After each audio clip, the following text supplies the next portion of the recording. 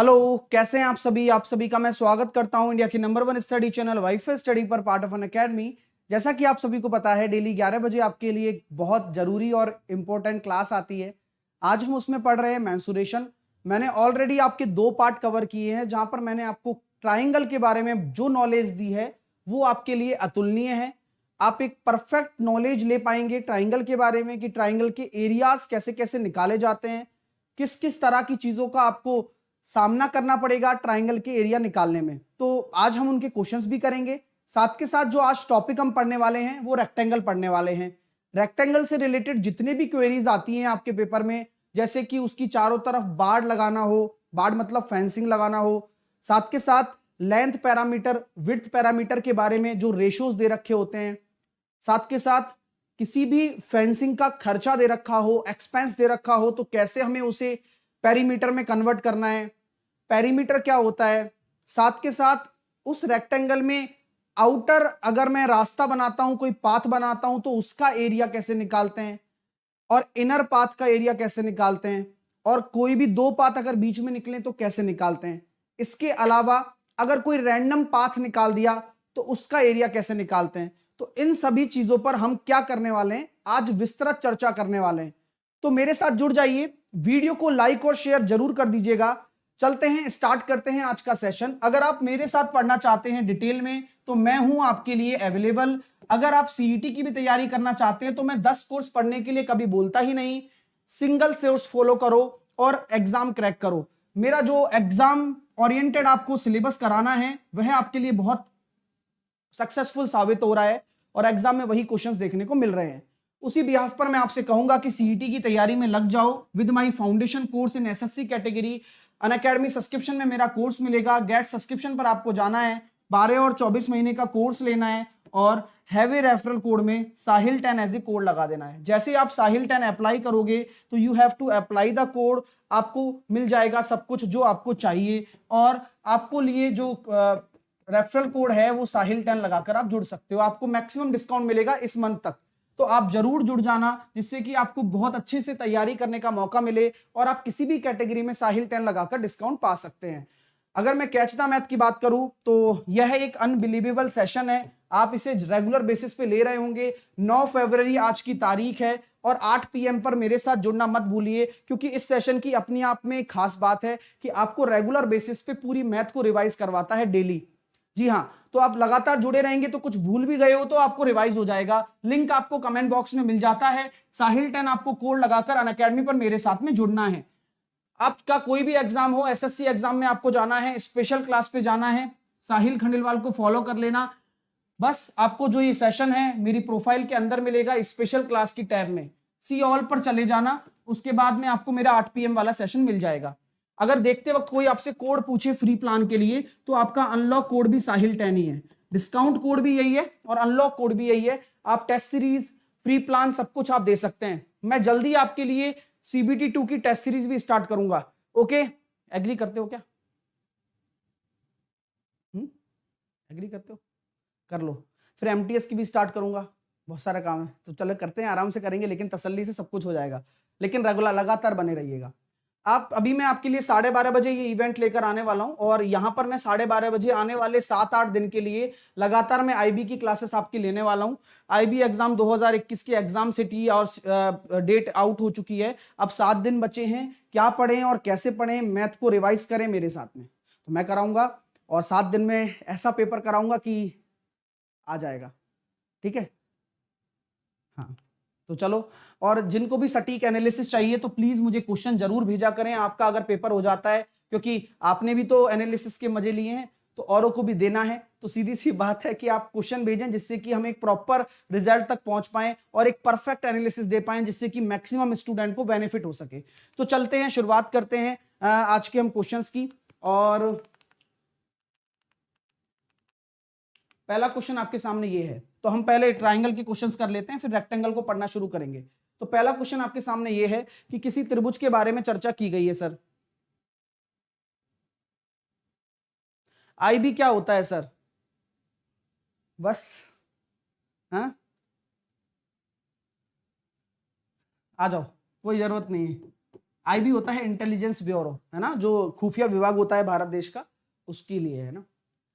तो एक त्रिभुज की भुजाएं दे रखी हैं आपको 6 4 3 के अनुपात में है, उनका परिमाप आपको दे रखा है, तो सबसे छोटी भुजा क्या होती है। तो अगर आपको भुजाएं दे रखी हैं तो आप डायरेक्टली देख सकते हैं कि भुजाओं का जो योग होगा अनुपात में, यानी कि 6 और 4 10 और 3 13 रेशो बराबर, आपका वही परिमाप के बराबर होने वाला है 78 सेंटीमीटर। तो एक रेशो बराबर कितना आ गया, 13 छिंग 78, 6 सेंटीमीटर आ गया। तो सबसे छोटी भुजा कितनी लंबी होगी, तो यहां पर ये मत देख लेना कि कितनी लंबी भुजा होगी, लंबी भुजा मत निकाल देना, तो सबसे छोटी भुजा की लेंथ निकालनी है, यानी कि सबसे छोटा रेशो 6 तिया 18 सेंटीमीटर आपका सही विकल्प आ जाएगा।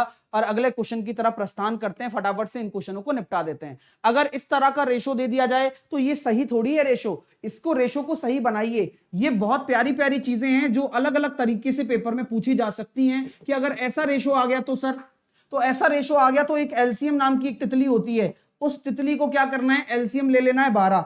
अब एलसीएम ले लिया तो अब आपका एक्चुअल रेशो निकल कर आएगा, 3 का भाग दिया 4 बार, 4 का भाग दिया 3 बार, 6 का भाग दिया 2 बार, ये आपके परिमाप का एक्चुअल रेशो है।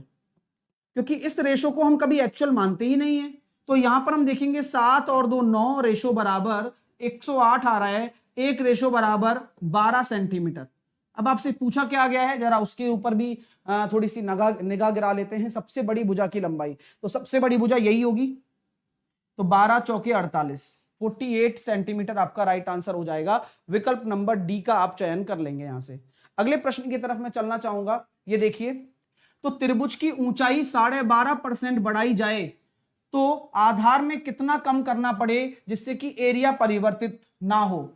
तो ये क्वेश्चन आपका किसका है, ये क्वेश्चन बेसिकली अगर देखा जाए तो परसेंटेज से रिलेटेड है, लेकिन कॉन्सेप्ट तो मेंसुरेशन का लग रहा है।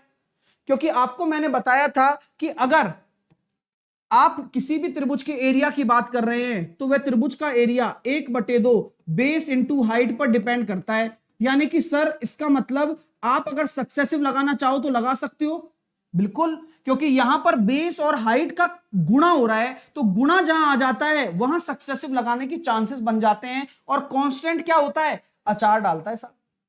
तो अगर मैं कांस्टेंट की बात ही ना करूं तो ऊंचाई मेरी बढ़ रही है 12.5%, तो ऊंचाई 12.5% मतलब 1/8, यानी कि मेरी हाइट अगर मैं बात करूं तो 8 से 9 हो गई, तो बेस कितना हो जाएगा, B1 B2 पता नहीं है ना, लेकिन एरिया कांस्टेंट होना चाहिए क्योंकि आधार इंटू ऊंचाई ये बराबर होगा, तो 1:1 होना चाहिए। तो हम जानते हैं सर सेम चीज है कि अगर एरिया कांस्टेंट है तो जो बेस का रेशो हाइट का रेशो होगा उल्टा हो जाएगा, तो वही वाली बात आ गई। तो बेस का रेशो क्या आ गया, 9:8।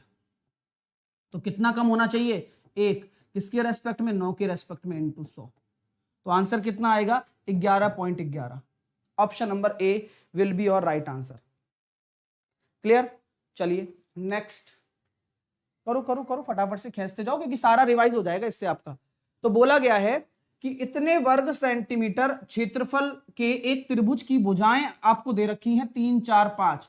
अब 3 4 5 देखते ही दिमाग में आ गया होगा कॉन्सेप्ट कि सर ये 3 4 5 अगर आपको भुजाएं दे रखी हैं तो ये तो ट्रिपलेट बनाएगा, और हमें ये पता लग गया। अन्यथा अगर आपको नहीं पता लगता तो क्या करते, आप हीरोज का फॉर्मूला लगाते फिर निकालते। लेकिन अगर आपको पहले से अंदाज है तो आप अब ज्यादा सोचोगे ही नहीं, क्योंकि जब आप एरिया को डिफाइन करोगे तो आप डायरेक्टली ये लिखोगे, अब 1/2 आधार इंटू ऊंचाई, कोई फर्क नहीं पड़ता, यानी कि 12x² 6x² बराबर 3456। क्यों, क्योंकि आपको x निकालना बेहद आवश्यक है, क्योंकि ये जो भुजाएं हैं आपने x से गुणा इसलिए की हैं जिससे कि वो एक्चुअल में भुजा बन पाए, एक्चुअल में साइड बन पाए। तो यहां से जब मैं कैलकुलेट करूंगा तो 6x² बराबर 3456, और मैंने इसको काटा 6 पंजे 30 बचे 4 और 6 7 42, 6 चंगा 36, x बराबर आ गया मेरे पास 24। जब x बराबर 24 आ गया, पूछा क्या गया है, परिमाप बताइए। तो परिमाप क्या होगा, 3 और 4 7 और 5 12x, तो x की वैल्यू कितनी है 24, तो 288 आपका राइट आंसर हो जाएगा। तो अच्छा क्वेश्चन है, अब धीरे धीरे आपको लेवल भी बढ़ता हुआ नजर आएगा और इसी प्रकार के प्रश्न पेपर में पूछे जा रहे हैं। ठीक है, चलिए नेक्स्ट। एक, अब देखो फिर से पता लग गया कि त्रिभुजाकार खेत की 3 भुजाओं की लंबाई दे रखी है 12, 5 और 13। समझ में आ गया, ट्रिपलेट है। फायदा बहुत है भाई साहब, ट्रिपलेट लिखने का ही फायदा बहुत है ना। अब कुछ लोग कहेंगे सर ट्रिपलेट लिखा दो, बस यही करते रहे हमेशा ही, आप कभी रेगुलर थोड़ी पढ़ोगे, लिखे हुए हैं, कल वाली क्लास देख लेना।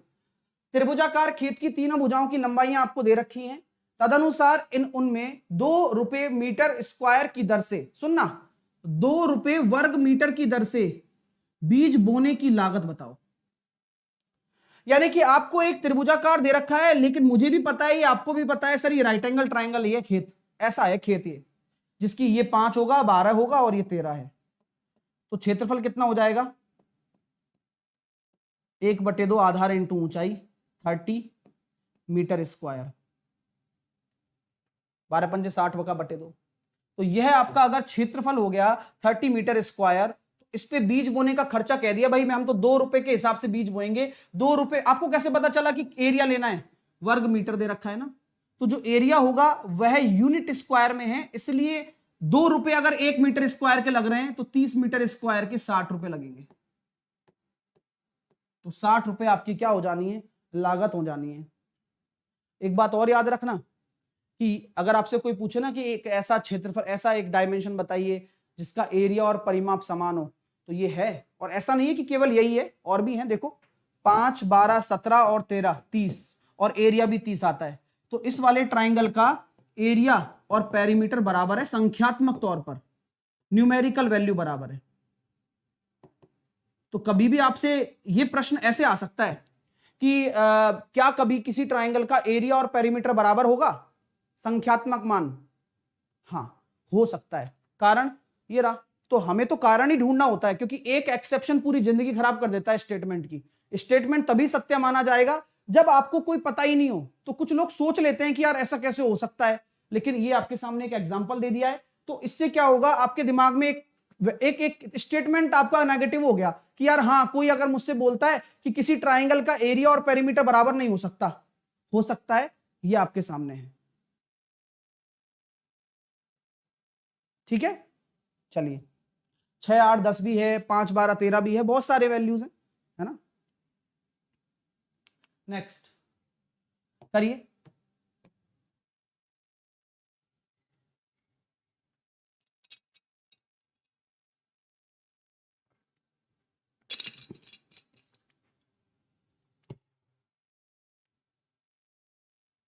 एक त्रिभुज का क्षेत्रफल दे रखा है 864, आधार और ऊंचाई का रेशो दे रखा है। तो सिंपल सी बात है, रेशो है तो आधार 3x होगा, मानना पड़ेगा, क्योंकि ये x बहुत बड़ा रोल प्ले करता है, गड़बड़ हो जाती है नहीं तो ये अगर आपका आधार इंटू ऊंचाई लगाऊंगा तो कितना हो जाएगा, 3x इंटू 4x बराबर 6x स्क्वायर बराबर 864 x स्क्वायर, तो 6 एकम 6 बचे 2, 6 चौके 24, 6 चौके 24, x बराबर 12, x बराबर 12 आ गया। तो क्या बोला गया, ऊंचाई बताइए, तो ऊंचाई आपकी कितनी है, ये है ना, तो 12 चौके 48 सेंटीमीटर, और आधार कितना हो जाएगा, 12 तिया 36। नेक्स्ट, एक त्रिभुज का आधार दे रखा है, त्रिभुज का आधार 12 सेंटीमीटर है और ऊंचाई 16 सेंटीमीटर है। एक दूसरा त्रिभुज है, उसकी ऊंचाई बतानी है, जिसका क्षेत्रफल इस त्रिभुज के क्षेत्रफल का दुगना है। क्या क्वेश्चन है यार, गजब का क्वेश्चन है।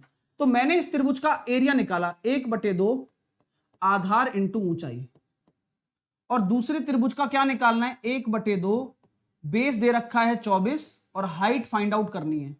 बोला क्या जा रहा है, सुनना, जिसका क्षेत्रफल, किसका, इस वाले का क्षेत्रफल इस त्रिभुज के क्षेत्रफल का दुगना है, इसका डबल है, यानी कि ये तब बराबर होगा जब ये डबल हो। कटिंग 24 h बराबर आ गया 16। तो भाषा ही सबसे अच्छी चीज होती है, language language language. Sir IB के लिए कुछ करो, आप लेट हो गए, अभी किया था थोड़ी देर पहले, हाँ तब तो तुम आए नहीं, इतना जोरदार तमाशा था। अभी बताया ना 12:30 बजे अब डेली 7 दिन के लिए क्लास लगेगी, नहीं सुना होगा, लेट होंगे ना तुम, मीटिंग बहुत बहुत महत्वपूर्ण टाइम निकाल कर आते हो तुम, है। चलिए आइए, 8th क्वेश्चन करिए। दो त्रिभुज के क्षेत्रफल का अनुपात दे रखा है और ऊंचाइयों का अनुपात दे रखा है, तो आधार का अनुपात क्या होगा? ये भी अच्छा क्वेश्चन बनता है। तो एरिया का रेशो दे रखा है 1/A1 और A2। तो ध्यान रखो, जब भी रेशो की बात करें ना, तो कांस्टेंट का कोई मतलब नहीं है। आप ये सोचो कि मैं 1/2 का क्या करूंगा, अरे वो तो कट जाएगा ना। तो आपको कुछ नहीं करना, क्षेत्रफल का अनुपात पता है, वह होगा आधार का अनुपात इंटू हाइट का अनुपात। तो ये पता है, रख दो 5/2। आधार का अनुपात पता है 2/5 और हाइट का अनुपात निकल कर आ जाएगा। तो आंसर कितना होगा H1 और H2 का? 25/4 बी। नेक्स्ट, उस त्रिभुज का क्षेत्रफल कितना होगा जिसकी भुजा 8, 10 और 12 सेंटीमीटर लंबी हो? अब आपको पता लग रहा है कि ये ट्रिपलेट तो नहीं है कोई। अगर ट्रिपलेट भी नहीं है और समद्विबाहु त्रिभुज भी नहीं है, तो क्या निकालोगे? हीरोज का फॉर्मूला। हीरोज का फॉर्मूला क्या कहता है? अगर एरिया निकालना है तो पहले निकालना होता है अर्ध परिमाप सेमी पेरीमीटर। 8 और 10, 12 और 8, 20 और 10, 30/2, 15। तो हीरोज का फॉर्मूला बहुत आसान है लगाना, और यही मैं कहूंगा कि आप लगाना सीख लें। S into S minus A into S minus B into S minus C. ये मैं आपके लिए लिख रहा हूं, आपको नहीं लिखना है पेपर में, आपको दिमाग में सेट होना चाहिए। जब आप लिखोगे तो 15 में से A चले गए यानी कि 8 चले गए तो 7, 15 में से B चला गया तो यानी कि 5, और 15 में से C चला गया यानी कि 3। तो कितना आ रहा है? 15 5 75, या फिर हम कह सकते हैं 25 और 25 और 9, यानी कि यहां निकलेगा 15√7। तो 15√7 आपका क्या हो जाएगा? ठीक है, चलिए 15√7 आपका एरिया हो जाएगा। अब मेरी विचार में एक चर्चा आ रही है और उस चर्चा का विषय काफी अच्छा है, तो मुझे बताइए इनकी माध्यिकाओं से बने, इसी त्रिभुज में माध्यिकाओं से बने त्रिभुज का क्षेत्रफल बताओ। माध्यिकाओं से बने ट्राइंगल का एरिया, ट्राइंगल एरिया जो माध्यिकाओं से बना हो उसका क्या होगा? सर मेरा दिल्ली फॉरेस्ट गार्ड का एग्जाम है। दीजिए, एग्जाम तो देना जरूरी है।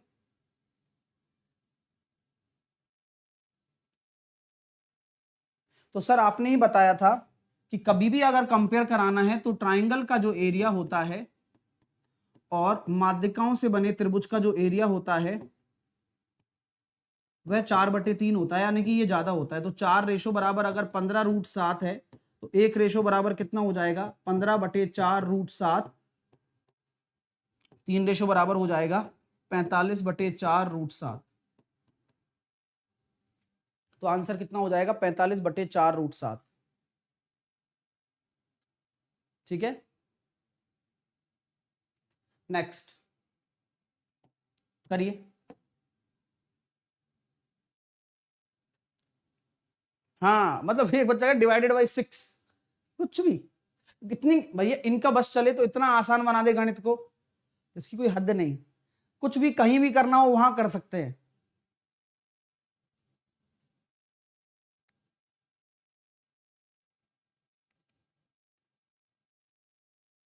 एक बच्चा कह रहा है कैसे पता चलेगा कि ट्रिपलेट नहीं होगा? तुम्हें कैसे पता चला कि ट्रिपलेट है? तो तुम ट्रिपलेट अगर समझते हो तो तुम बताओ कि कैसे पता चलेगा ट्रिपलेट है? बताओ, लिखाया हुआ है मैंने राइट एंगल ट्राइंगल में कल। बोलो बोलो जल्दी बोलो।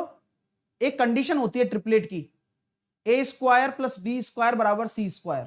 C² सबसे बड़ी भुजा है, यानी कि 12 का स्क्वायर 144। क्या इन दोनों के स्क्वायर के योग के बराबर हो रहा है क्या? नहीं हो रहा। नहीं हो रहा तो बस नहीं है, ये दिमाग की बात है। त्रिभुज का क्षेत्रफल दे रखा है, भुजाएं आपको दे रखी हैं, मुझे पता लग गया राइट एंगल ट्राइंगल है। क्यों? भुजाओं से पता लग गया ना, रेशो से। तो बस वही 6x² बराबर 150। x बराबर कितना निकल कर आ जाएगा आपके पास? 5।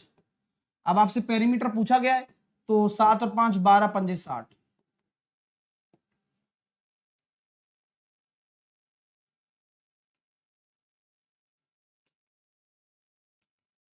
आओ अब समबाहु त्रिभुज पर आते हैं। तो समबाहु त्रिभुज का क्षेत्रफल दे दिया, तो आप एरिया परिमाप बताइए क्या होगा? तो क्षेत्रफल क्या होता है? सर √3 a² बटे 4 बराबर अपना हो गया 16√3। यहां से अगर मैं √3 से √3 काट देता हूं तो a² बराबर हो गया 64। तो a की वैल्यू आ गई 8। अब a की वैल्यू 8 आ गई तो परिमाप कितना हो जाएगा बताओ? 3a, क्योंकि 8 तिया 24 आपका राइट आंसर आ जाएगा।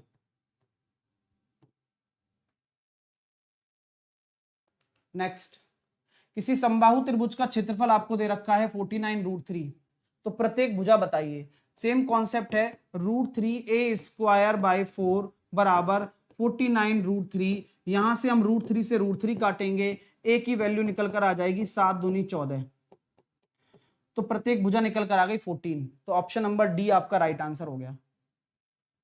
एक समबाहु त्रिभुज की ऊंचाई दे रखी है 12, तो इसका क्षेत्रफल कितना होगा? ऊंचाई कितना होता है? √3a/2 बराबर आपका 12 दे रखा है। तो यहां से a की वैल्यू निकालेंगे 24 बटे √3। तो यहां पर मैं आपको बता चुका हूं पहले, कल याद आ रहा है क्या कुछ? एरिया और हाइट का रेशो क्या होता है? उसी से भी कंसेप्ट बना सकते हैं। अगर नहीं बनाना चाहो तो कोई बात नहीं है, इसको सॉल्व कर लो। तो √3a²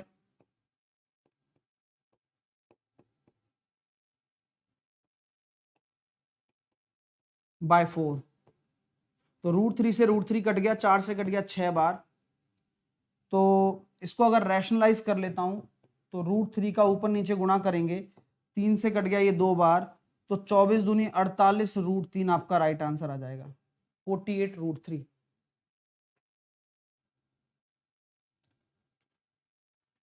किसी त्रिभुज के कोण का अनुपात दे रखा है तो बड़े कोण का मान कितना होगा? तो किसी त्रिभुज के कोण का अनुपात दे रखा है तो बड़े कोण का मान कितना होगा? तो कोई भी ट्राइंगल है उसके तीनों कोणों का योग कितना होता है? 180 डिग्री होता है। यानी कि ये 2x है, ये 3x है और ये 4x है। तो देखो 6 और 3 9x बराबर 180 डिग्री, x बराबर निकल कर आ जाएगा 20 डिग्री। तो आपका जो आंसर होने वाला है, बड़ा कोण पूछा गया है तो 20 चौके 80। नेक्स्ट, किसी त्रिभुज का एक कोण 40 डिग्री है, दूसरा कोण तीसरे कोण से 50 अधिक है, तो तीसरा कोण कितना होगा? जल्दी करो। किसी त्रिभुज का एक कोण 40 डिग्री है, तो आपने एक कोण आपने मान लिया 40 है। तो आपको यहां दे रखा है कि इन दोनों एंगल का सम कितना हो जाना चाहिए? सम तो 140 होगा और डिफरेंस कितना दे रखा है? 50। तो कारण पता है, अगर इसमें से तीसरा एंगल आपको निकालना है या दोनों निकालने हैं तो इन दोनों को जोड़कर बटे 2 कर दो, यानी कि 290 बटे 2 और 190 बटे 2 और 90 बटे 2। तो एक हो जाएगा 45 और एक कितना हो जाएगा यहां पर? 95। तो दोनों ही आपके एंगल आ जाएंगे। तो आपका आंसर कितना होगा? 45 वाला। ठीक है ना? चलिए, किसी त्रिभुज की भुजाएं दे रखी हैं 30, 72 और 78। तो 72 मीटर भुजा पर डाले गए शीर्ष लंब की ऊंचाई बताइए। अच्छा क्वेश्चन है, दिमाग लगाना पड़ता है, पड़ेगा और पड़ता रहेगा। अगर ये ट्राइंगल आपको दे रखा है और आपको ये ए बी सी मैंने मान लिया, तो 72 मीटर की भुजा पर डाले गए लंब की लंबाई आपको निकालनी है। तो ये अगर मैं इसको 72 मान लेता हूं, इसको 30 मान लेता हूं, इसको 78 मान लेता हूं, तो कैसे करेंगे बताओ? Any idea? अगर मुझे एडी निकालना है तो किस तरह का कोई आइडिया लग रहा है? बोलो बोलो, कोई आइडिया? क्या दिमाग लग रहा है बताओ, कैसे आप निकाल सकते हो? किसी को पास कोई दिमाग चल रहा है तो बताओ, क्योंकि जब तक आप कॉन्सेप्ट में क्लैरिटी नहीं लाओगे तब तक कोई मतलब नहीं है चीजों का। तो गुरुजी दिमाग तो चल गया। बोले कैसे? जब कभी भी आपको भुजाएं दे रखी हो ना, तो इनका एक बार रेशो निकाल लिया करो। अब जैसे आप रेशो निकालोगे, मैंने काटा इसको 6 से, 6 से कट गया 5 बार, 6 से कट गया 12 बार और 6 से कट गया 13 बार। ये तो ट्रिपलेट है भाई, ये तो ट्रिपलेट है। अगर ये ट्रिपलेट है तो ट्रिपलेट है तो ये क्या बनेगा? एक राइट एंगल ट्राइंगल बनेगा। क्या बात है! और राइट एंगल ट्राइंगल का लंब निकालना है तो बस ये 72 होगा, क्योंकि ये आधार है तभी तो इस पे लंब है। तो ये 30 होगा अपने आप ही और ये 78 होगा। तो आंसर कितना आ जाएगा? 30। तो जो काम आपको करना है उससे पहले आप थोड़ा सा विचार कर लिया करें कॉन्सेप्ट पर, क्योंकि वही सबसे बड़ी ताकत है आप लोगों की, और वहीं से ही आपको सोच में परिवर्तन करना है, क्योंकि एग्जामिनर जानता है कि वो बच्चा इसको कर पाएगा, इस क्वेश्चन को, जिसे पता है कि ट्रिपलेट भी हो सकता है, और वो बच्चा इसमें टाइम लगाएगा जिसे पता ही नहीं है, तो वो क्या करेगा, वह लगाएगा हीरोज का फॉर्मूला, अर्ध परिमाप निकालेगा 30 प्लस 78 प्लस 72/2। तो यहां से आप हीरोज का फॉर्मूले से एरिया निकालोगे, और उस एरिया को 1/2 आधार इंटू ऊंचाई के बराबर करोगे, तब आपकी ऊंचाई निकल कर आएगी। तो ये आपको बहुत बड़ा काम करना पड़ेगा यहां पर।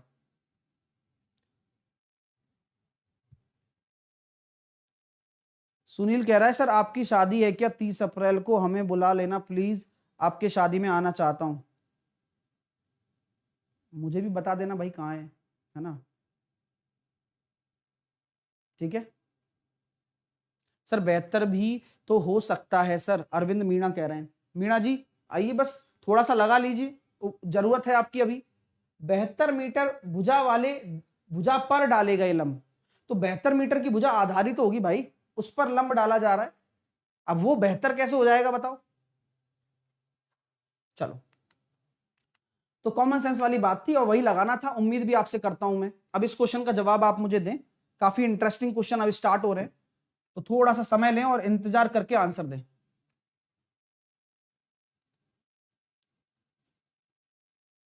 बस जो मैंने सिखाया ना वो सीखो बस आप।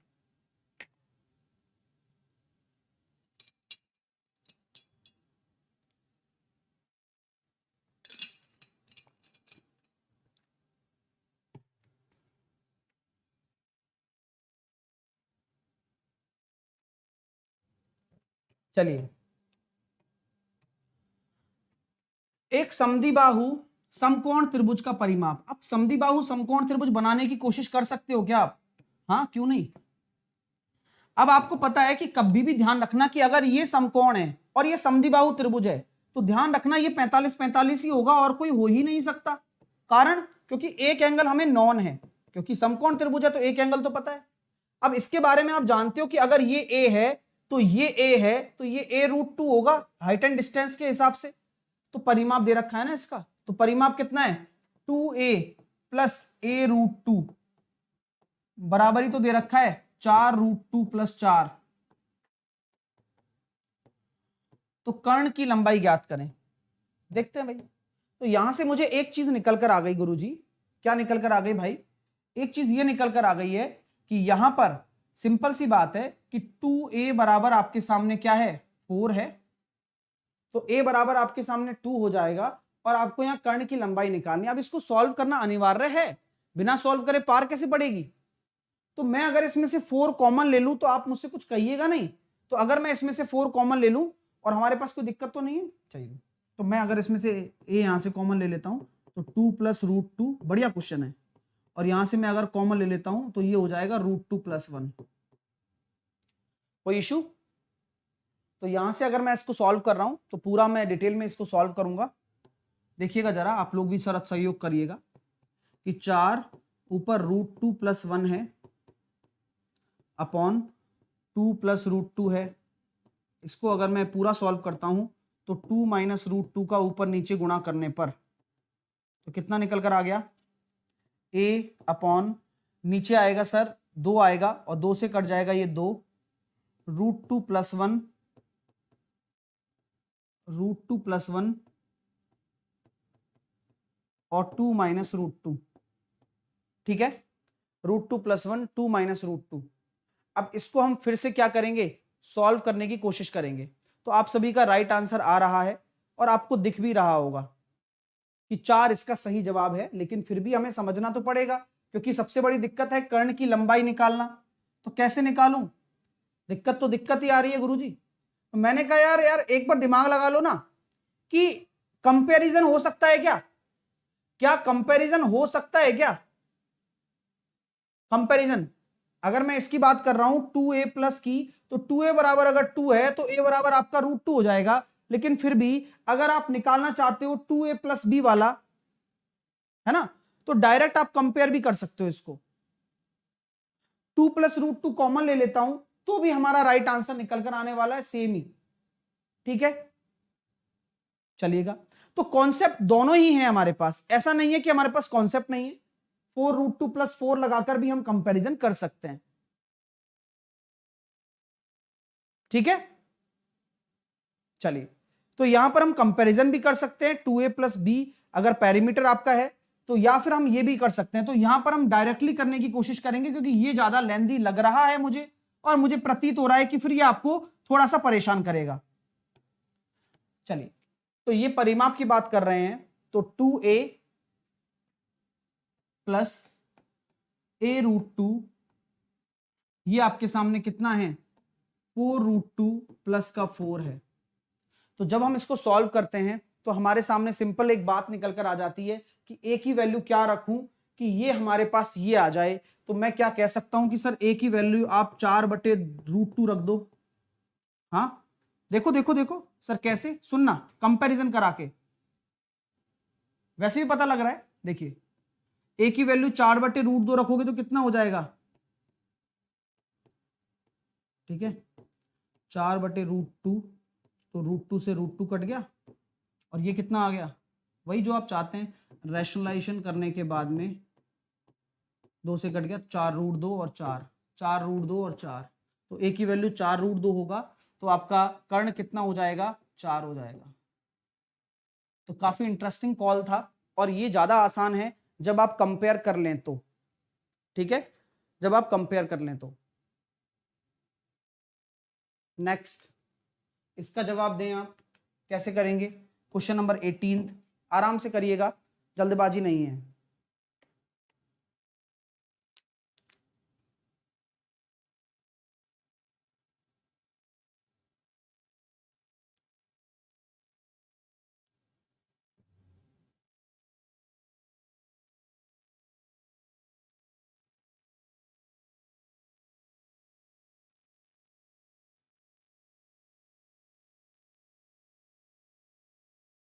आराम से करें डियर, क्योंकि काफी इंटरेस्टिंग, मजा आने वाला है आपको। आइए, तो कैसे करने वाले हैं, समद्विबाहु त्रिभुज है, उसका क्षेत्रफल दे रखा है 4 सेंटीमीटर स्क्वायर, असमान भुजा की लंबाई आपको दे रखी है 2, तो बराबर भुजाओं की लंबाइयां बताओ। अब ना तो यहां हीरोज लगेगा ना यहां हीरोइन लगेगा, कुछ नहीं लगेगा यहां पर, यहां वो लगेगा जो आपको सिखाया गया है, वही फॉर्मूला जो कल लिखाया गया है। क्या बात है सर, तो चलिए सीखते हैं। तो यहां पर आपको एरिया दे दिया, और समद्विबाहु त्रिभुज का एरिया क्या होता है, याद आ रहा है किसी को, अगर किसी को याद आ रहा है तो एक बार शेयर कर दिया जाए व्यू आपका, बोलो। तो असमान भुजा यानी कि b/4 अंडर रूट और 4a² minus b square. Clear हो रहा है माय डियर। तो ये आपके सामने क्या होता है, समद्विबाहु त्रिभुज का एरिया होता है, जिसको आप दिमाग में अपने रख सकते हैं। तो आपका b/4, तो 4a² माइनस b², और यहां b असमान भुजा है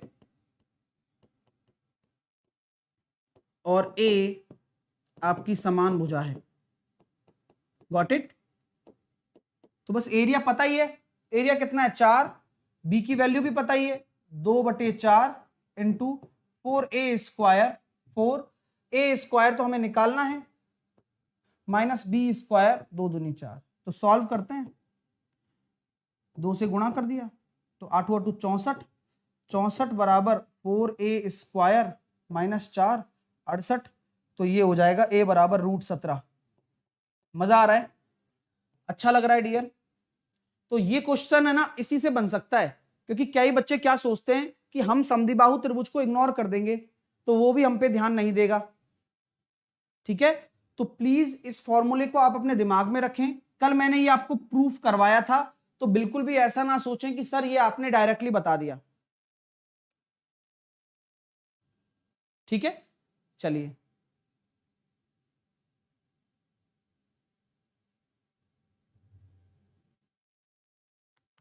ठीक है ना, कल बताया था मैंने प्रूफ करके, ये इसलिए मैंने आपको क्वेश्चन भी करवा दिया इस पर। चलिएगा, अगला क्वेश्चन का जवाब दें। एक बच्चा कह रहा है अभिषेक पटेल सर डीप में पढ़ाओ। अभिषेक आप रेगुलर ही नहीं पढ़ रहे हो, आप रेगुलर पढ़ते तो आप ये बात बोलते क्या? हाँ नहीं बोलते ना, ये तीसरा पार्ट चल रहा है भाई। अब बताओ, ऐसे बच्चे भी हैं। अच्छा ये बात, एक शशि कह रहा है कि आपने ये वाला फॉर्मूला नहीं बताया था। शशि अब अगर तुम सामने नहीं हो, बस सामने नहीं हो क्योंकि आसपास वाले ही फिर तुम्हें ठोकते, अगर सामने होते तो। बताओ, अब आंख भी है लेकिन दिखता नहीं है, प्रॉब्लम तो यहां आती है बच्चे के साथ में। अब ये देखिए कि यहां पर माध्यिकाएं आपको दे रखी हैं, तो माध्यिकाओं से बना ये भी एक ट्रिपलेट है, तो माध्यिकाओं से बने त्रिभुज का क्षेत्रफल निकाल लो पहले आप। तो कितना हो जाएगा? ये हो जाएगा सर 54। तो इसका आपको क्या करना है? 4/3 करना है, क्योंकि वही आपके एरिया होता है त्रिभुज का। 18 चौके 72, 72 आपका राइट आंसर आ गया। तो ये बहुत ही बढ़िया कॉन्सेप्ट है और इस पर क्वेश्चन आने वाला है। क्लियर? चलिए, अब बोला गया है कि किसी समबाहु त्रिभुज की माध्यिका दे रखी है, तो क्या मैं कह सकता हूं समबाहु त्रिभुज में चाहे माध्यिका हो चाहे हाइट हो, सब बराबर ही होते हैं। क्यों? क्योंकि वह समबाहु त्रिभुज है ना भाई। तो हम यहां कह सकते हैं कि √3a/2 बराबर आपका 6√3 हो जाना है। तो a बराबर कितना आ जाना है? 12 आ जाना है। तो आपका परिमाप कितना हो जाना है? 36 हो जाना है।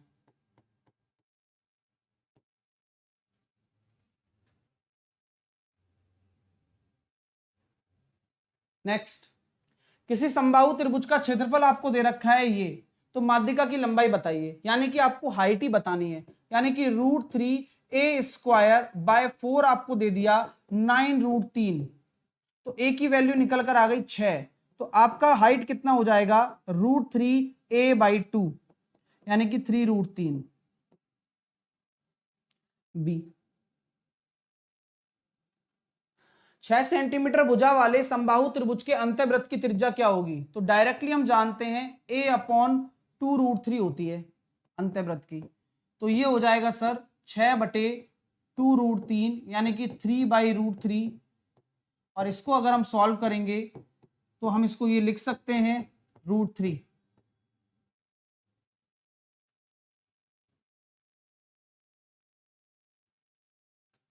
नेक्स्ट, किसी समद्विबाहु त्रिभुज की प्रत्येक बराबर भुजा तथा तीसरी भुजा का अनुपात आपको दे रखा है 3:4।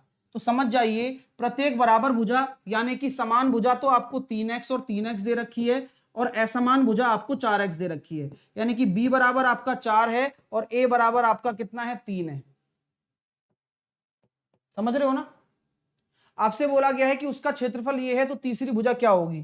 तो क्षेत्रफल अगर आपको दे रखा है ये, तो एरिया अगर आपको 8√5 गिवन है, तो अभी फॉर्मूला बताया था असमान भुजा बटे 4 इंटू 4a² समान भुजा यानी कि 3x का square minus 4a² minus b²।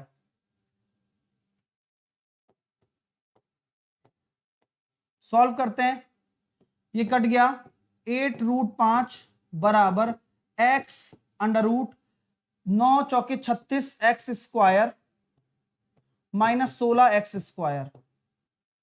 तो यहां से हम देख रहे हैं 8√5 बराबर x इंटू √20 x²। x बाहर आ जाएगा, x² बराबर 2√5 और ये 8√5 के बराबर है। तो यहां से कट जाएगा ये 4 बार, तो x बराबर आ जाएगा 2। और अगर x बराबर अगर 2 आ गया तो आपकी असमान भुजा पूछी है ना, तीसरी भुजा, यानी कि ये कितनी हो जाएगी? 8। तो 8 will be your right answer. सही है क्या? आई थिंक 8 होगा, एक बार चेक कर लें आप। हमारा तो 8 आ रहा है। कट रहा है क्या सब? 4a² 4 नाम 36 माइनस 16, 4 से हमारा 4 कट गया। अच्छा 4x b/4 होता है ना? 8 ही आ रहा है क्या? आपका भी 8 ही आ रहा है? ओनली 8 आएगा? सबका क्लियर है? यही आ रहा था ना? चलो सही है, फिर तो 8 ही आपका राइट आंसर होगा। तो ऑप्शन मिस हो सकता है, इसको आप 8 बना लीजिए, ठीक है, ए आएगा। चलो नेक्स्ट आइए, एक त्रिभुज की भुजा आपको दे रखी है, परित्रिज्या बताइए। तो समबाहु त्रिभुज की भुजा पता है, तो परित्रिज्या कैसे निकालेंगे? a/√3 यानी कि 9/√3, और √3 का ऊपर नीचे अगर गुणा करते हैं तो कितना होगा? 3√3।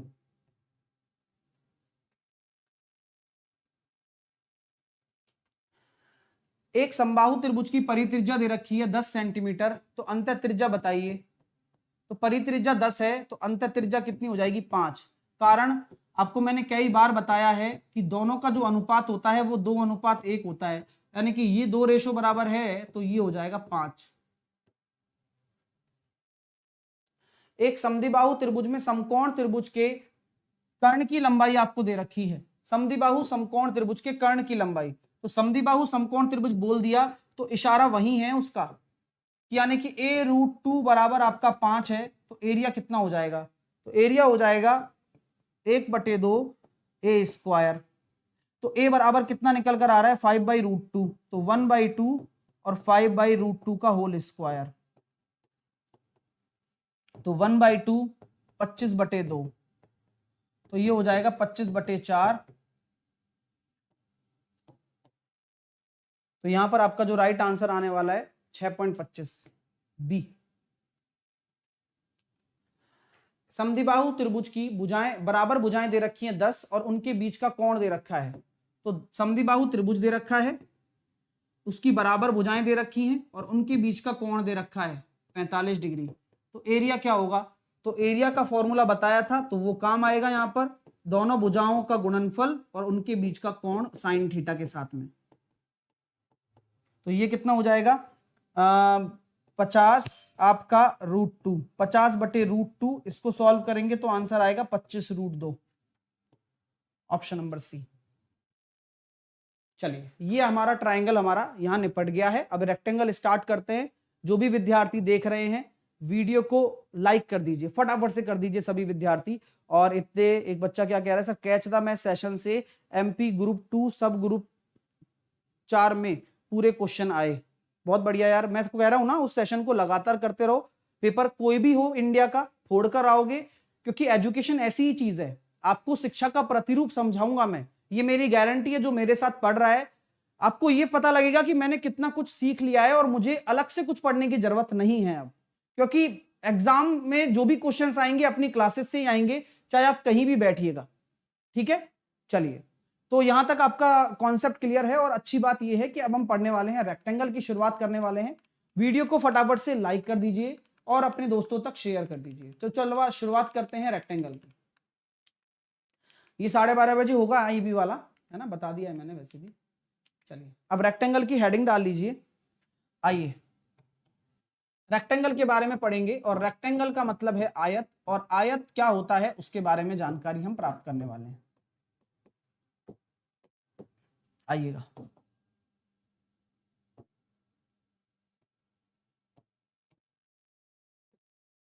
अगर ये आपका एक रेक्टेंगल है जिसके बारे में हम चर्चा कर रहे हैं, तो बहुत सारी चीजें करने वाले हैं।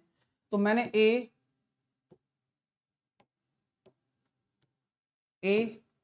बी सी डी, ये मेरा एक रेक्टेंगल है। इस रेक्टेंगल में ये आपकी लंबाई होती है भाई। रेक्टेंगल इस तरह की एक आकृति होती है जिसकी लंबाई, मतलब अगर हम किसी कमरे को देखते हैं तो कमरा भी ऐसा है, कोई प्लॉट देखते हैं तो प्लॉट भी ऐसा होता है। तो प्लॉट में क्या होता है कि इस तरह की आपकी एक लेंथ होती है, यानी कि हम कहते हैं लंबाई और चौड़ाई नापते हैं। तो ये जो भी फर्श होगी ना, और 2D में ध्यान रखिएगा, यही चीज आपका 3D में क्या बन जाता है? क्यूबॉइड बन जाता है, ठीक है। तो अभी हम रेक्टेंगल की बात कर रहे हैं, तो ये लेंथ है और ये विड्थ है। विड्थ मतलब ये आपकी लंबाई पैरामीटर होता है, यानी कि किसी भी चीज की लेंथ पैरामीटर, लंबाई क्या है और चौड़ाई क्या है, ठीक है। चलिए, अब हम बात करते हैं इसके बारे में। तो इसके चारों कोण आपके 90 डिग्री होते ही हैं, इसमें कोई दो राय नहीं है। और आमने सामने की भुजाएं आपकी क्या होती हैं, बराबर होती हैं। तो सबसे बड़ी बात, अब आप अगर एरिया बनाने की बात करते हो कि सर इसका मैं एरिया कैसे लिखूं, तो सिंपल सी बात है, अगर रेक्टेंगल का क्षेत्रफल की बात आप कर रहे हो सर, तो क्षेत्रफल होगा लंबाई इंटू चौड़ाई, लंबाई इंटू चौड़ाई। अगर मैं परिमाप की बात करूं तो परिमाप की एक ही परिभाषा मैंने बताई, किसी एक बिंदु से चलकर आपको दूसरे बिंदु की तरफ जाना है और जितनी भी दूरी तय करते हो भुजाओं के अनुदिश, वही परिमाप होता है। जैसे कि मैंने यहां से चलना शुरू किया, मैं ये गया भुजाओं के अनुदिश, फिर मैं ये गया, फिर मैं ये गया, फिर मैं ये गया और फिर दोबारा से इसी बिंदु पर आ गया, तो मैंने बी एल बी एल, तो यहां पर वही आपका पेरीमीटर होगा। जब पूरा घूम फिर कर आओगे तो ये हो जाएगा 2l plus B, 2 into L plus B. Clear है? 2 इंटू एल प्लस बी।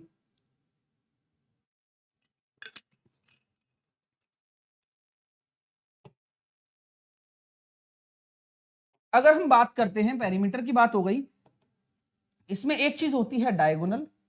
तो डायगोनल क्या होता है? विकर्ण होता है, जो कि यहां से भी डाला जाएगा, जो कि यहां से भी डाला जाएगा। तो इसमें दो विकर्ण होते हैं और आप ये देख सकते हैं कि अगर आप विकर्ण की बात करने हैं, जैसे कि आपको बीडी निकालना है, तो बीडी आपका एसी के बराबर ही होगा। क्यों? क्योंकि इसके लिए भी आपका राइट एंगल ट्राइंगल बन रहा है और इसके लिए भी आपका राइट एंगल ट्राइंगल बन रहा है। तो यह किसके बराबर हो जाएगा? एक पाइथागोरस थ्योरम लग रही है, जहां पर लेंथ पैरामीटर और विड्थ पैरामीटर आ रहा है। यहां भी लेंथ पैरामीटर और यहां विड्थ पैरामीटर, जो कि एक राइट एंगल ट्राइंगल बना रहे हैं, तो एज ए हाइपोटेनियस काम करेगा।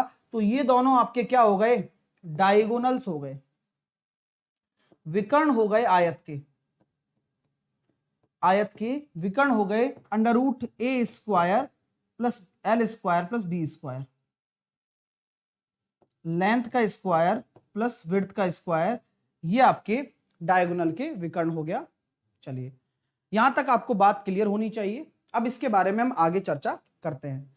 आगे की चर्चा क्या है वो जरा समझने की कोशिश करना।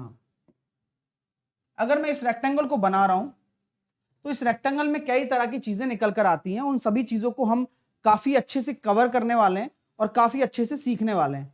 तो आप बिल्कुल निश्चिंत होकर पढ़ाई करिए, क्योंकि वही सबसे ज्यादा उपयोगी साबित होने वाली है आपके लिए। आइए, अब मैं रेक्टेंगल की अगर आपसे बात करता हूं, एक रेक्टेंगल में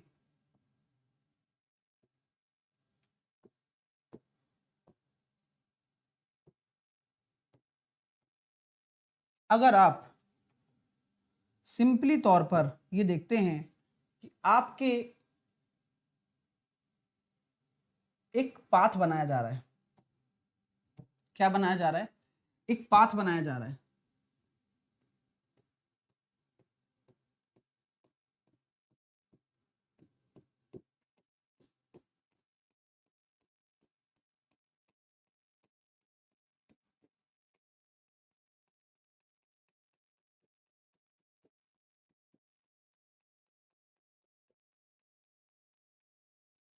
चलिए, अब ये क्या है? एक पाथ है जो आपको दिख रहा होगा, और मैंने बोल दिया कि मेरा ओरिजिनल रेक्टेंगल क्या है? अंदर है। ये P, Q, R और S। तो आपको क्या होगा? थोड़ा सा फील करना पड़ेगा कि अगर ये इसकी लंबाई है और ये इसकी चौड़ाई है, तो मैंने, भाई चौड़ाई के सामने चौड़ाई होगी और लंबाई के सामने लंबाई होगी। मैंने क्या किया? मेरे इस प्लॉट के चारों तरफ एक रास्ता बना दिया। मैंने चारों तरफ इक्वल चौड़ाई का एक रास्ता बना दिया।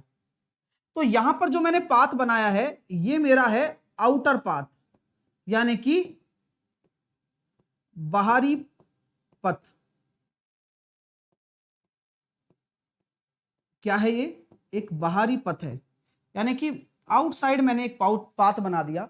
एक आउटसाइड मैंने एक पाथ बनाया है जो आपको दिख रहा होगा, और इस पाथ की मैंने आपको विड्थ दे दी। विड्थ, विड्थ क्या होती है भाई? आप कोई भी पाथ बनाओगे तो उसकी पर्टिकुलर आप चौड़ाई भी तो दोगे, इसकी आप पर्टिकुलर चौड़ाई भी तो दोगे। तो आप ये दिमाग लगाओ कि जब वो पाथ इक्वल तौर पर चौड़ा है, तो आपका ये दिमाग लगना आवश्यक है डियर, क्योंकि ये बात यहां के काम की नहीं है।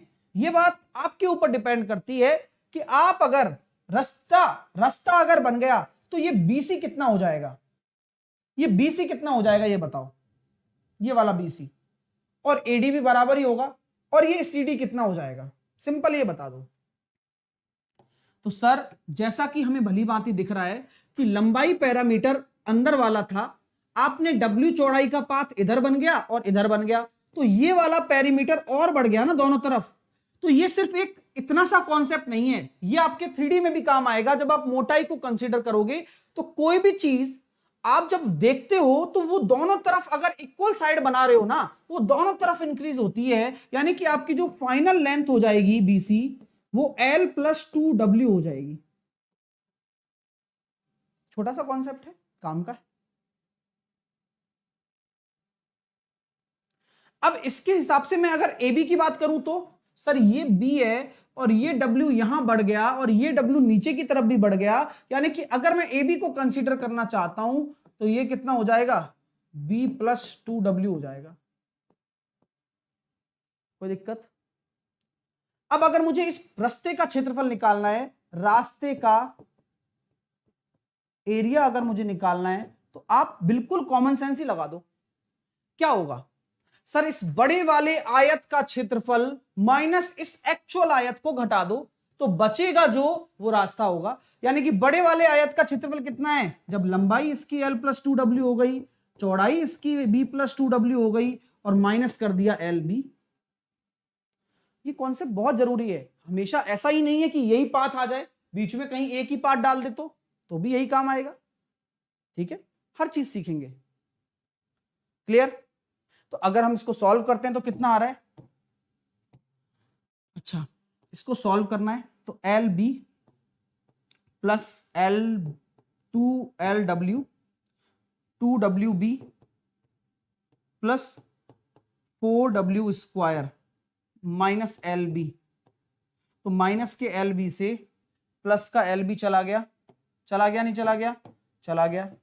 तो अब क्या कॉमन आ जाएगा, आप 2W को कॉमन ले लो तो L+B प्लस 2W बचेगा और 2W बाहर कॉमन है, तो यही आपका राइट आंसर आ गया, L+B plus 2W into 2W।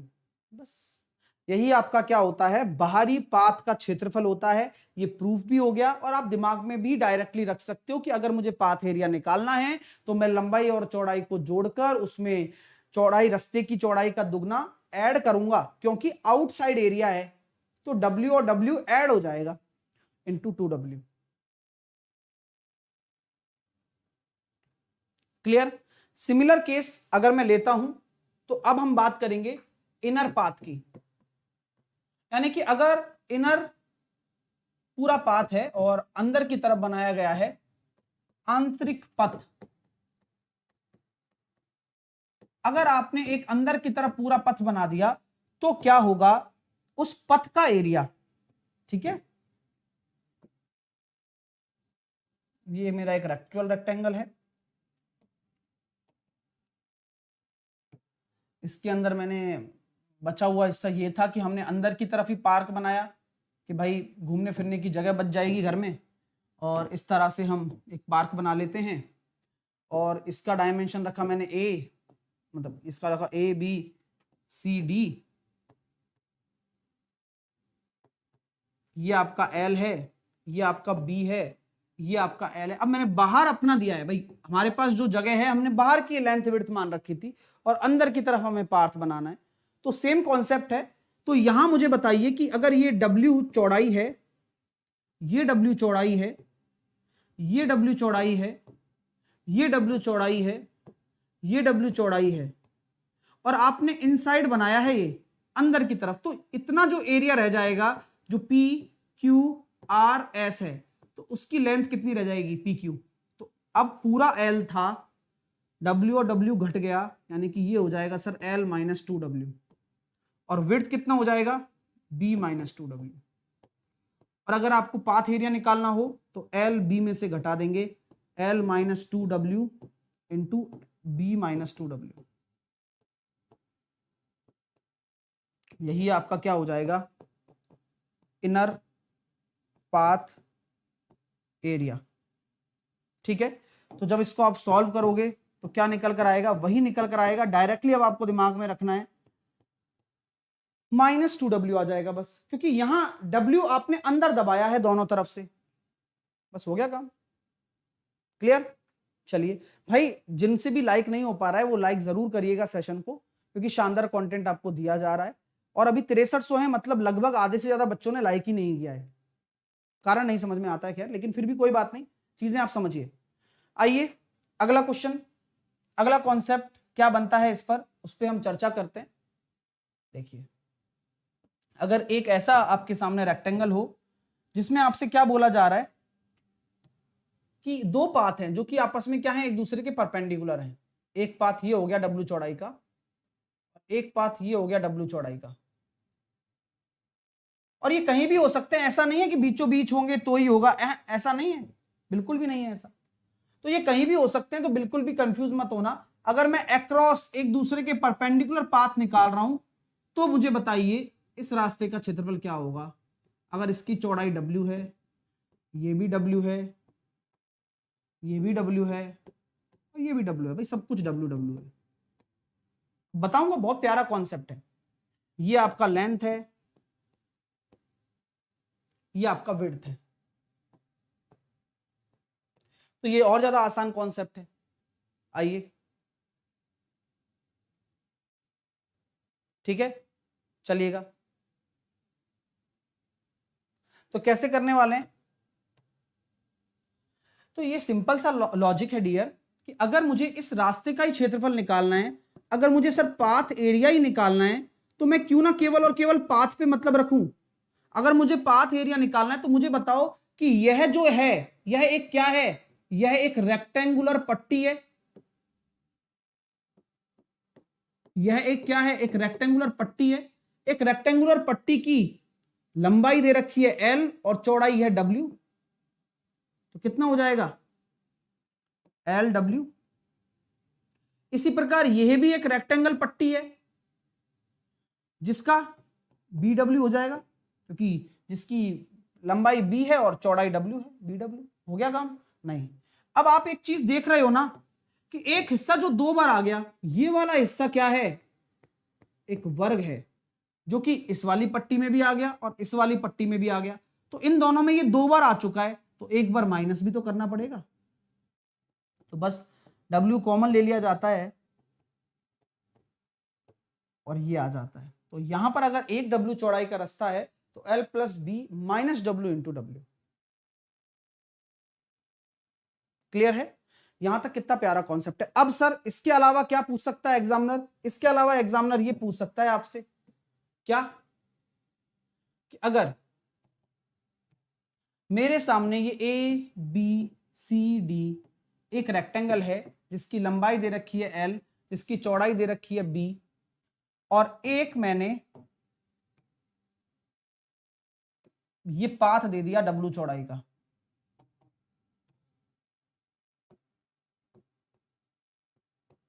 तो इसका एरिया क्या होगा।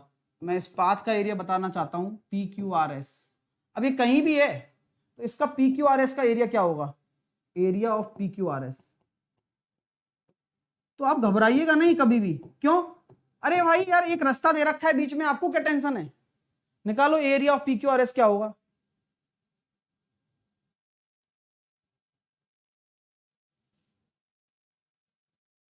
तो सर ये तो आसान हो गया। हाँ आसान ही है। तो ये इसकी आपकी लंबाई हो गई L और ये इसकी हो गई चौड़ाई, तो LW आंसर आ जाएगा केवल। अगर सिंगल पाथ दे दे तो दिक्कत क्या है तुम्हें, आप आराम से सॉल्व करो। क्लियर है? तो घबराना नहीं है, चीजों को समझना है, तब आप कर पाओगे। ठीक है?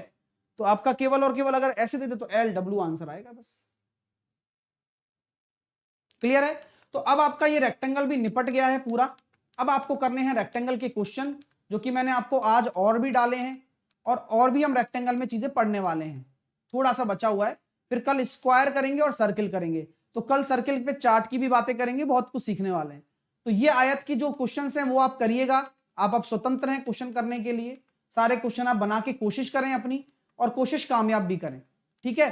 और इसके साथ साथ मैंने आज भी क्वेश्चन दिए हैं। अभी हम 12:30 बजे आईबी की क्लास करने वाले हैं कि क्या क्या आपको पढ़ाऊंगा, अगले 7 दिनों में कैसे मैं तैयारी कराऊंगा। तो आइएगा 12:30 बजे। अब आने वाले 7 दिन आपका यही सेशन चलेगा, आईबी का प्रैक्टिस सेशन। और सटीक एनालिसिस के लिए आप इस वीडियो को, इस नंबर को शेयर कर दें और अपने क्वेश्चंस जरूर मुझे इस नंबर पर भेज दिया करें, जिससे कि मैं आपको एनालिसिस करवा सकूं। कैच द मैथ अगर आप नहीं ले रहे हो तो आप गलती कर रहे हो और उस गलती का एहसास आपको जल्दी ही हो जाएगा। तो मुझे कोई बताने की आवश्यकता नहीं है कि क्यों लेना चाहिए। इंडिया का बेस्ट प्रैक्टिस सेशन है, लेना चाहिए। अनअकैडमी पर होता है, डेली रात को 8 बजे होता है। सेशन को लाइक कर दीजिए जिन्होंने अभी तक नहीं किया है। 8 बजे इस सेशन को लेना मत भूलिए। लिंक आपको कमेंट बॉक्स में हमेशा की तरह मिल जाएगा। साहिल 10 आपको कोड लगाना है अनअकैडमी पर अगर मेरा फ्री सेशन कोई भी देखना है। एसएससी एग्जाम पर जाओ, स्पेशल क्लास पर जाओ, मेरा नाम सर्च कर जाओ, मेरे को फॉलो कर लो और फॉलो करने के बाद मेरी प्रोफाइल के अंदर जाकर आप मुझे 8 PM वाली क्लास में चले जाओ, मेरी स्पेशल क्लास में। सारी क्लास देखकर जाओ एग्जाम से पहले, जितनी भी आप देख सको। इतनी क्लासेस हैं जो खत्म भी नहीं होंगी। तो जितना आपकी, क्योंकि आप तो लेट हो पहले से ही, तो जितना आप देखोगे उतना ही बेनिफिट आपको मिलता चला जाएगा पेपर में। साहिल 10 कोड लगाकर आप जुड़िए। और अगर आप मेरे साथ कंप्लीट प्रिपरेशन करना चाहते हो किसी भी एग्जाम की, तो देखो तैयारी के लिए अभी मौका सही है, अभी से शुरू करो, क्योंकि बार बार ये मौके नहीं आते हैं। मेरा फाउंडेशन बैच कंप्लीट और डिटेल्ड है, पढ़कर मजा नहीं आए तो कहिएगा। एसएससी, सीईटी, बैंक, रेलवे सभी के लिए वही बैच है। और इस सब्सक्रिप्शन में आपको ना केवल मैथ मिलेगा, उसके अलावा सब कुछ मिलने वाला है, टेस्ट सीरीज, वेस्ट सीरीज। साहिल 10 कोड लगाकर आपको जुड़ना है, बिना किसी गैप के लगाना है और बस अनअकैडमी पर जुड़ जाना है। मेरे एसएससी कैटेगरी में कोर्स चल रहा है। 12 और 24 महीने का कोर्स लेकर जुड़िए और एसएससी एग्जाम पर जाइए। उसके बाद गेट सब्सक्रिप्शन पर जाओ, 12 और 24 महीने का कोर्स लो और हैवी रेफरल कोड में साहिल 10 लगा दो बस। और जुड़कर बढ़िया पढ़ाई करो अच्छे से, है ना। और किसी भी कैटेगरी में कोई भी सब्सक्रिप्शन लेते हो तो भी आप साहिल 10 कोड लगाकर जुड़ जाइए, ठीक है। Thank you so much, thank you for watching this video. Session को लाइक जरूर करिए। जितने भी विद्यार्थी अभी तक मुझे यहां देख रहे हैं वो जरूर शेयर करें इस सेशन को, क्योंकि अनबिलीवेबल सेशन है, आपको कुछ ना कुछ सीखने को मिल ही रहा है, ठीक है। अभी मैं मिलता हूं आपसे थोड़ी देर में 12:30 बजे। आईबी के बारे में कुछ बातें करेंगे कि कैसे हम तैयारी कराने वाले हैं और क्या इंपॉर्टेंट टॉपिक्स आपको पढ़कर जाने हैं एग्जाम से पहले, और मैं आपके प्रैक्टिस सेशन के माध्यम से पेपर में क्या मदद करने वाला हूं। तो सेशन को लाइक जरूर करिए और, है ना, अच्छे से, है ना, बढ़िया तरीके से सेशन को लाइक करिए, शेयर करिए अपने दोस्तों तक और मेरे साथ मिलते रहिए। Take care, love you all. मिलता हूं थोड़ी देर में।